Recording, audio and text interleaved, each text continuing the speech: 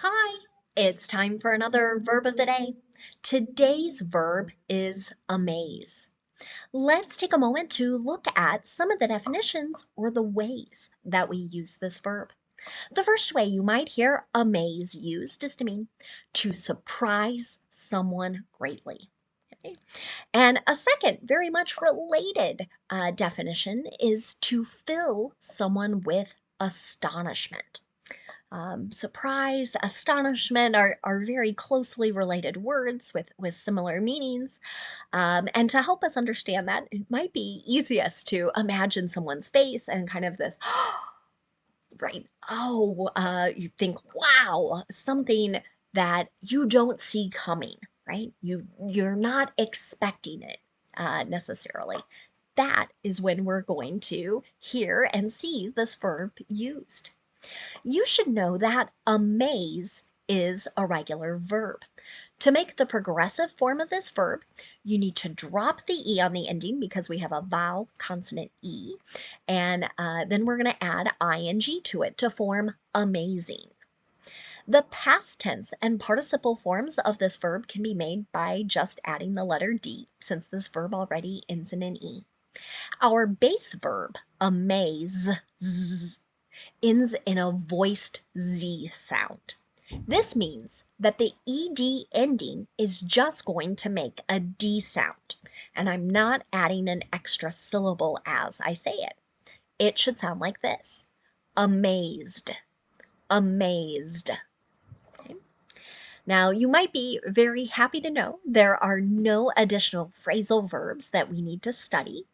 So instead, we will move on and practice our verb of the day in a couple different verb tenses. Today, we're going to practice the past perfect and the simple future. Let's start with the past perfect. We use this verb tense to talk about an action that has been completed in the past. But what makes this verb tense a little different than the simple past tense is the past perfect is telling us that one action occurred before another action that's in the simple past tense, or it's telling us it occurred before a certain period of time. Now, you're not always going to see time signals in every past perfect sentence. Sometimes it's understood as part of a longer passage or as part of a conversation. To make past perfect sentences, we're going to need two parts to our verb. In the affirmative, I'm going to have my subject, then I'm going to use the past form of have, which is had, and then I'm going to use the participle form of my verb. Okay? And here, because amaze is a regular verb, the participle is the same as the past tense. Let's take a look at an example sentence. The mountain lion had amazed biologists with its 450-mile journey from Canada into the US. Okay? So here, our subject, mountain lion, we're talking about a particular animal that had traveled what scientists, or in this case, biologists more specifically, thought was an unusually long trip covering kind of a large area. Now let's talk about making negative past perfect sentences. To do this, again, I start with my subject, then I use had, not, and then the participle. You might hear the contraction used. I've used it in my example sentence here. The quality of food hadn't amazed us before today. Okay? So someone maybe visiting a restaurant that they've attended before. After other meals, they've kind of thought, this is okay, right? It's not, wow, amazing, astonishing, surprisingly good. Okay? Finally, let's look at making a yes or no question in the past perfect. To do this, we start with had, then we're going to have our subject, and then the participle form of the verb. Here's another example. Had her recovery amazed the hospital staff?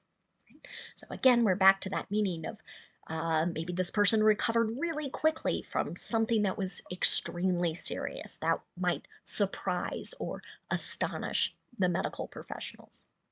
Now let's move on and talk a little bit about the simple future. Today we're going to focus on making sentences with be going to.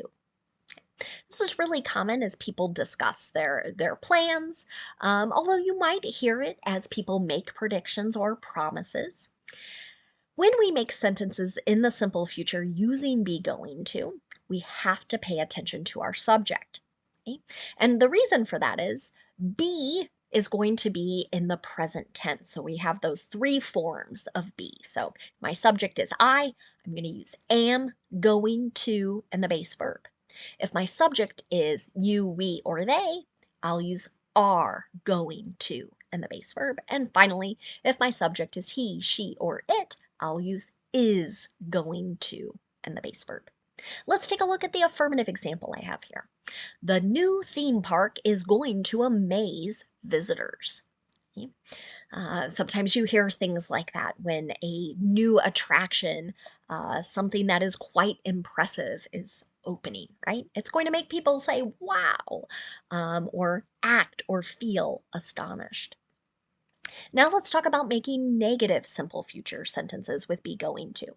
Again, we start with our subject and then we use the form of be that matches.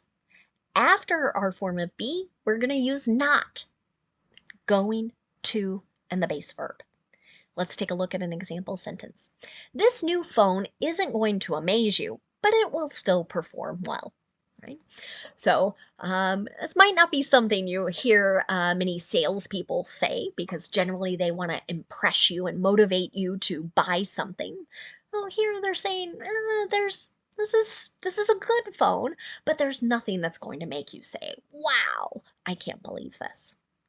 Finally, let's talk about making a yes or no question in the simple future. To do this, I start with the form of be, whichever form matches my subject, that comes next.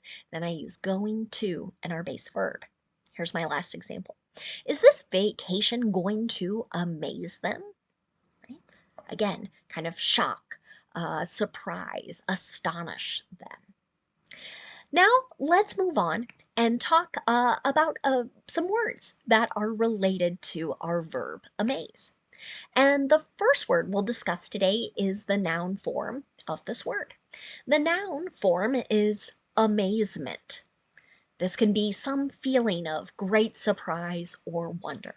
An example of this might be, he was in a state of amazement after winning the lottery. Couldn't believe it, right? He was extremely surprised. Another related word that you might encounter is the adjective amazed. Okay? This can mean greatly surprised or astonished. Okay? We're going to be talking about this adjective amazed with the other adjective amazing, because this tends to be confusing for many people who are learning English. When I have an adjective that ends in ed, I'm describing someone or something that has the feeling. Okay? And then the difference with ing is I'm going to be describing something that causes the feeling. Okay? So when I use the adjective amazed with ed, I'm talking about someone having the feeling that they are greatly surprised or they are greatly astonished. An example of this. I'm amazed that you remember my name after so many years. So maybe I'm seeing someone or talking to someone whom I haven't seen in 10 or more years, right? It might be, "Oh, wow, you remember me?" Okay. And now the second adjective, amazing, excuse me, is talking about something that causes great surprise or wonder. An example of this might be, an amazing number of people attended the school board meeting, right? So something that just makes you think, wow, I can't believe that. We've never seen that many people attend before. A second way the adjective amazing gets used is to describe something that is startlingly impressive, right? And I feel like this is probably a more common usage now of the adjective, right? So when you think something is impressive, right? Might hear people say things like, you did an amazing job, right? So they are incredibly impressed. with how you performed, right? If you hear a sentence like that. The last word I'll leave you with today is the adverb amazedly. Okay, so we've just added that suffix ly, very common with adverbs in English.